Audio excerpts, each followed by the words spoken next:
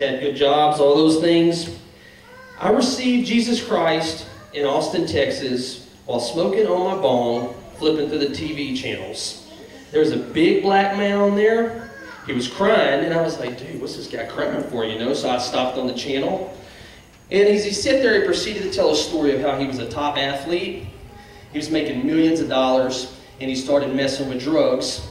Started out with a little cocaine, then he started doing crack. He said the next thing you know, he had busted his marriage up, got kicked off the football team, and was living under the overpass, all from drugs. And I'm like, dude, you know, that's losing everything just to get high. I don't know, that's crazy.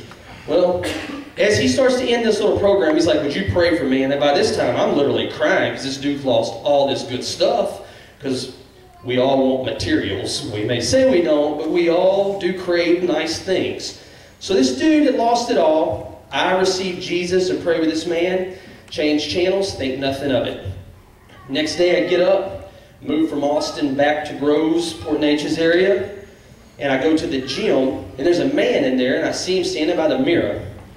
I'm like, man, I'm going to ask this dude what he thinks of God. Now this is the only dude in the gym.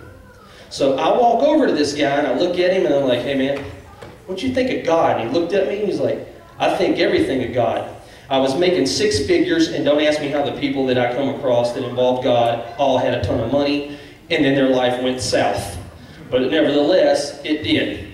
And he was like, I was making six figures, I was on a balcony in Colorado, I had an adulterous affair going, I was going to commit suicide, and he said in an instant I was touched by the Lord and changed. I'm like, okay, I picked the right guy, obviously, the only guy. So he goes, you going to be here tomorrow? I said, yeah, I'll be here tomorrow, man. Next day I show up at 9, I look up, here he comes to the door all dressed up. He has a Bible still in the wrapper. Hands it to me, says, you read this for 15 minutes a day for 1 year, change your life. I'm thinking, okay, cool. He leaves, into the deal. I go on my little journey. Some days I'd read for 15 minutes. After I did this for a while, I would skip once in a while. And I noticed my day would go south, so I try to make up for it by reading for 30 minutes the next day. Well, this man was right. As I continued to read this Bible, I still had the same friends that I'd always hung out with. Now, with that being said, in case anybody in here has any issues with friends, listen how the story goes here. As I'm hanging with my friends, still smoking some, still drinking some, I'd be looking at them and go, yeah, we're definitely going to hell for sure, what we're doing right now. And they'd be looking at me going, man, you in the Bible, you're driving us nuts. And I'm like, well, I'm just telling you. I'd be at their house, and I'd be like, where's that big white Bible? Y'all know what I'm talking about, those big, huge ones, like, not being ugly, but parents usually have them. And I'd dig it out and go to Revelation. They'd be like, dude, you're getting crazy. Well, my friends thinned out real fast. And so my life did change. The man was right. After a year, I was reading this Bible, and it said, do stuff this way. And I was still doing stuff this way while reading the Bible.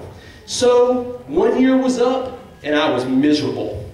It had changed everything, and I was like, I'm going to throw this Bible in the dumpster, or I'm going to challenge myself to do what it says.